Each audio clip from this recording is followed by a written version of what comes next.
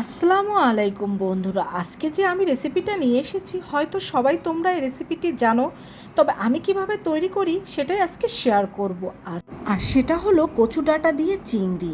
এভাবে কচু ডাঁটা দিয়ে চিংড়ি হলে সেদিন আর ভাতের সাথে অন্য কিছুর প্রয়োজনই হবে না, এতটাই টেস্টি হয় এই কচু ডগা দিয়ে চিংড়ি। তো এখানে আমি কিছু কচুর ডগা বা ডাঁটা নিয়ে নিয়েছি।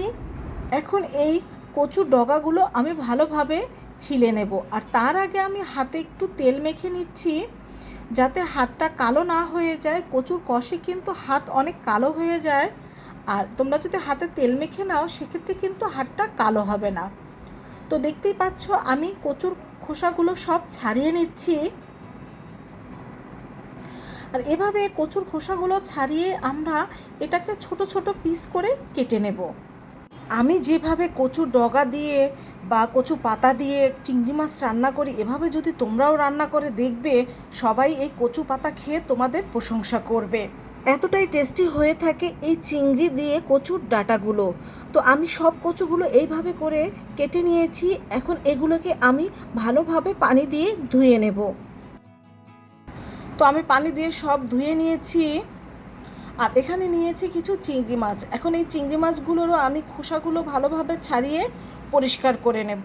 তো এখানে চিংড়ি মাছের খোসা ছাড়িয়ে আমি ভালোভাবে পরিষ্কার করে নিয়েছি। এখন একটা কড়াইয়ের মধ্যে আমি কেটে রাখা কচুগুলো সব দিয়ে দেবো, আর দিয়ে দিচ্ছি কিছু রসুন কুচি, আর সামান্য একটু রসুন বাটা দিয়ে দিচ্ছি, আর দিচ্ছি সামান্য একটু জিরা,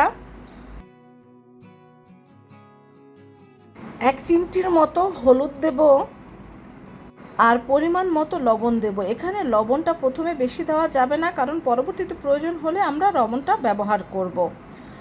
এখন কচুটাকে আমি ঢাকনা দিয়ে ঢেকে দিচ্ছি। কিছুক্ষণ পর ঢাকনাটা তুলে নিচ্ছি, আর এটাকে ভালোভাবে একটু নেড়ে দেব। আর কচুতে কিন্তু তোমরা পানি ব্যবহার করবে না, কারণ কচু থেকে কিন্তু প্রচুর পরিমাণের পানি বের হয়। তো এখন দিয়ে দিলাম কিছুটা কাঁচামরিচ। এটাকে নেড়ে চেড়ে আবার ঢাকনা দিয়ে আমি এটাকে ঢেকে দেব। আবার ঢাকনা তুলে এটাকে আমি নেড়ে দিচ্ছি, কিন্তু এখন আর আমি এর মধ্যে ঢাকনাটা দেব না, কারণ এর মধ্যে যে পানি রয়েছে এটা শুকাতে শুকাতে এটা পারফেক্টভাবে হয়ে যাবে। সামান্য একটু আম কুচি দিয়ে দিলাম, এটা অপশনাল, আপনারা চাইলে বাদ দিতে পারেন, তবে এটা কিন্তু কচুর টেস্টটা বাড়িয়ে দেয়। আর এটা যদি দিতে চান খুব সামান্য পরিমাণে দিতে হবে। এখন আমরা কচুটাকে নামিয়ে নেব, আর অন্য একটা প্যানে তেল দিয়ে তার মধ্যে দিয়ে দিচ্ছি পেঁয়াজ কুচি, রসুন কুচি। আর এই কচুর ক্ষেত্রে কিন্তু রসুন কুচিটা একটু বেশি ব্যবহার করতে হবে। এখন এগুলোকে আমি সামান্য গোল্ডেন ব্রাউন করে ভেজে নেব, আর এই গোল্ডেন ব্রাউন করে ভাজা হলে এখন এর মধ্যে আমি দিয়ে দেব সেই চিংড়ি মাছগুলো। এই চিংড়ি মাছগুলো কিন্তু এর মধ্যে আমি ভালোভাবে ভেজে নেব।